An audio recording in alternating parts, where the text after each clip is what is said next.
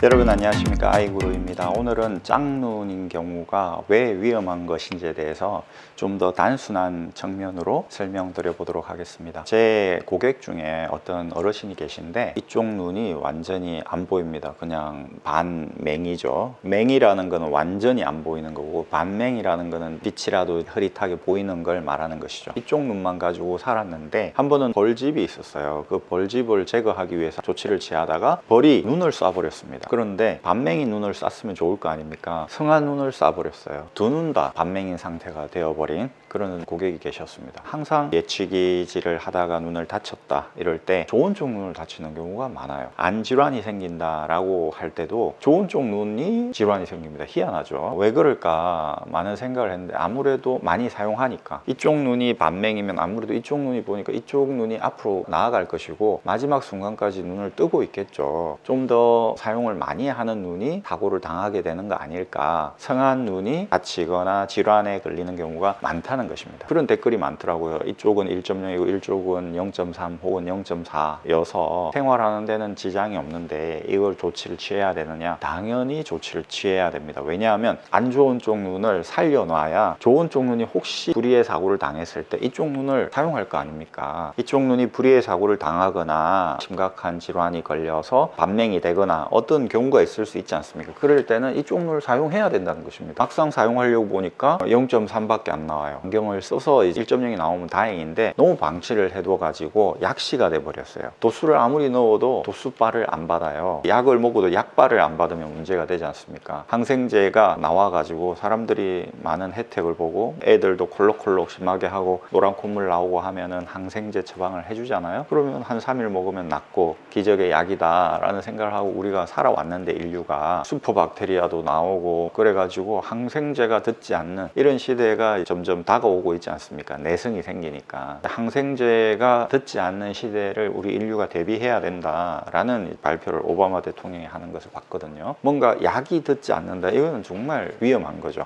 눈에 어떻게 보면 약이잖아요. 안경 렌즈가 도수빨을 안 받는다 이러면 약이 안 듣는 거죠. 백약이 무효인 그런 상황이 되는 게 약시인 겁니다. 그렇게 되면 적어도 안 되니까 관리를 해야 된다라는 것이죠. 아주 단순한 이유로 짝눈인 경우는 반드시 안경을 맞춰서 관리를 해야 된다는 것입니다. 방치를 한다. 뭐든지 우리가 뭐 괜찮겠지 하고 방치를 하게 되면 어떻게 됩니까? 먼 훗날 방치한 그것에 복수를 당하게 되죠. 10년, 20년 그냥 방치했다가 혹시나 사고가 생겨버리면 드디어 이 눈을 써야 되는데 이 눈이 그동안에 나 방치해두고 뭐하다 이제 왔느냐, 필요 없다, 이렇게 해버린다는 것입니다. 그런 운은 절대 범하시면 안 된다는 것이죠. 불행의 반대는 뭘까요? 행운일까요? 행복일까요? 아닙니다. 다행입니다. 이런 말 비슷한 거 있죠, 많이. 행복의 반대는 비교다. 내가 충분히 행복한데 비교를 하는 거예요. 먹고 사는 거 전혀 지장 없이 행복하거든요, 저도. 그런데 갑자기 부동산 투자해가지고 10억 아파트 올라가 버린 친구, 한 2살 어린 동생 보면 나는 쇠가 빠지게 일을 해가지고 겨우 이렇게 자산을 조금씩, 정말 조금씩 늘려가는데 한 번에 늘리는 이런 거 보면 불행해지죠. 불행의 반대는 비교다. 비슷하게 불행의 반대는 다행입니다. 비관의 반대는 낙관이다 라는 말이 있는데 그게 아니라 비관의 반대는 긍정이다, 이런 거하고 비슷하겠죠. 강제수용소 이런 데 수용됐던 비관론자들은 빨리 죽었고, 낙관론자들은 오래 살 것 같은데 의외로 빨리 죽는 거예요. 왜냐하면 낙관을 하는 겁니다. 이제 풀려날 거야 이렇게 하는데 1년이 지나도 안 풀려나고 실망하고, 이제 1년 지나면 풀려날 거야 했는데 또 1년이 지나도 안 풀려나니까 실망하고, 이러다가 그냥 포기하게 된다는 것이죠. 하지만